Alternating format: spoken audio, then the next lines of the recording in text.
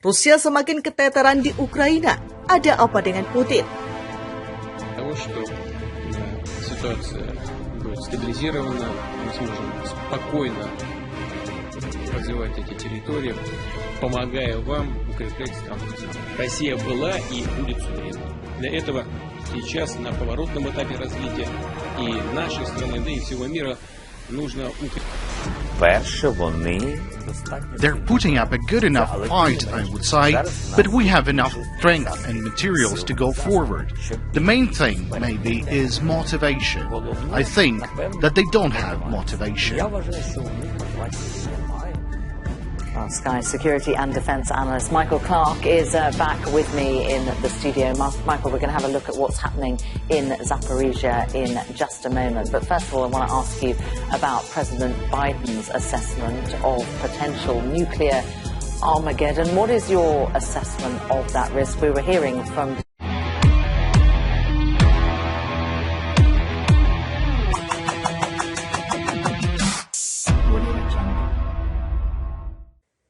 Sejak serangan 24 Februari, pasukan Rusia dikabarkan sudah mulai melemah di Ukraina. Meski begitu, belum terlihat ada tanda-tanda perang Moskow dengan Kiev akan segera berakhir. Ada alasan mengapa pasukan Presiden Rusia Vladimir Putin itu semakin melemah.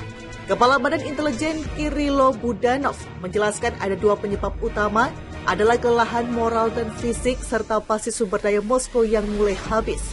Rusia agak serius memperlambat tempo serangannya, kata Kirilo dikutip dari Reuters. Alasan untuk ini adalah kelelahan basis sumber daya mereka, serta kelelahan moral dan fisik dari pertempuran. Khusus di Crimea misalnya, wilayah yang dianeksasi Rusia sejak 2014 dan jadi pangkalan militer.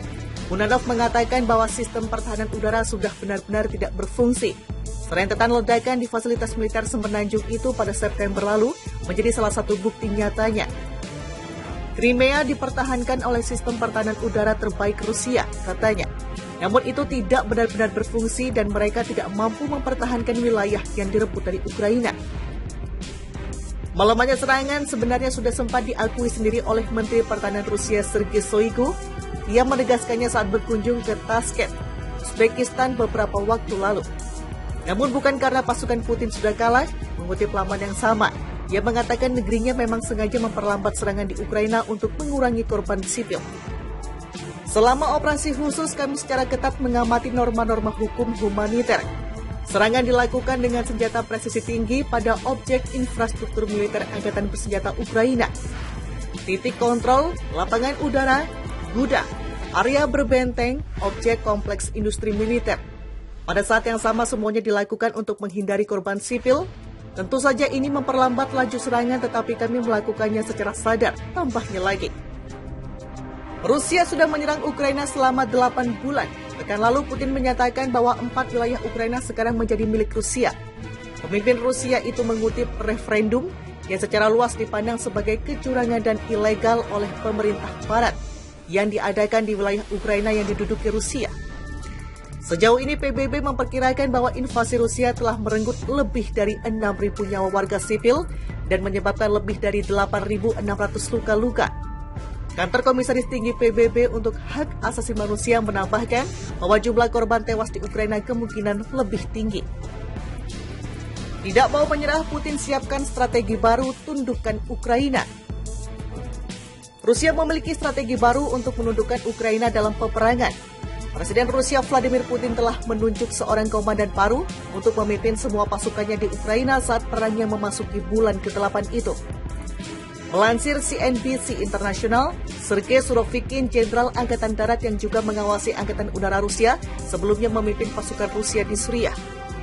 Peran baru Surovikin akan melibatkan menggembleng pasukan Rusia setelah serangkaian kemunduran, termasuk kerugian besar pasukan dan peralatan, dan penyitaan ribuan mil persegi wilayah pendudukan. Penunjukan Surovikin dilakukan menyusul rencana Putin untuk mengerahkan ratusan ribu orang Rusia untuk perang.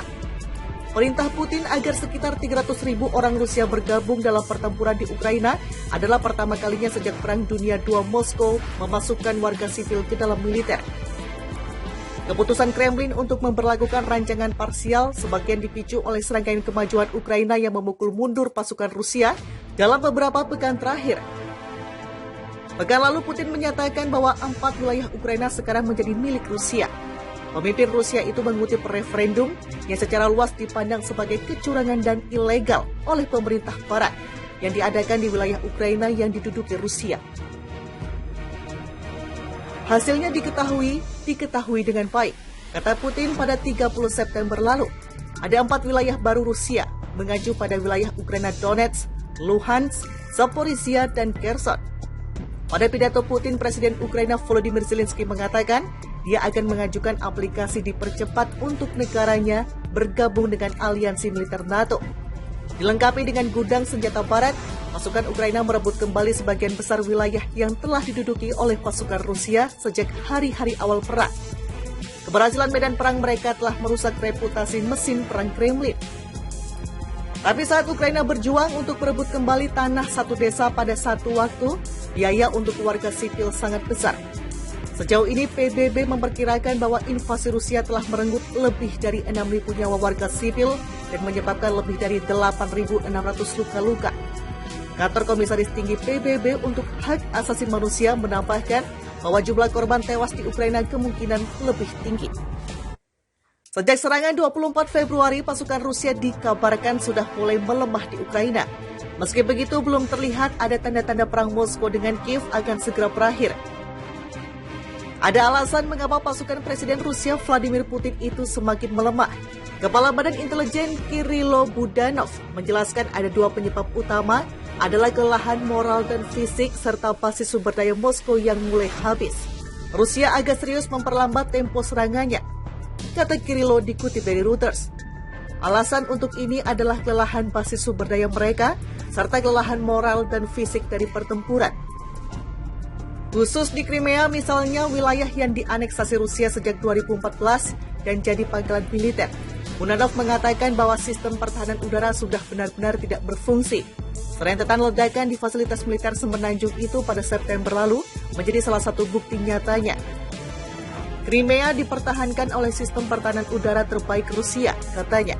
Namun itu tidak benar-benar berfungsi dan mereka tidak mampu mempertahankan wilayah yang direbut dari Ukraina. Melemahnya serangan sebenarnya sudah sempat diakui sendiri oleh Menteri Pertahanan Rusia Sergei Shoigu. Ia menegaskannya saat berkunjung ke Tashkent, Uzbekistan beberapa waktu lalu. Namun bukan karena pasukan Putin sudah kalah, mengutip laman yang sama. Ia mengatakan negerinya memang sengaja memperlambat serangan di Ukraina untuk mengurangi korban sipil. Selama operasi khusus, kami secara ketat mengamati norma-norma hukum humaniter. Serangan dilakukan dengan senjata presisi tinggi pada objek infrastruktur militer Angkatan Bersenjata Ukraina. Titik kontrol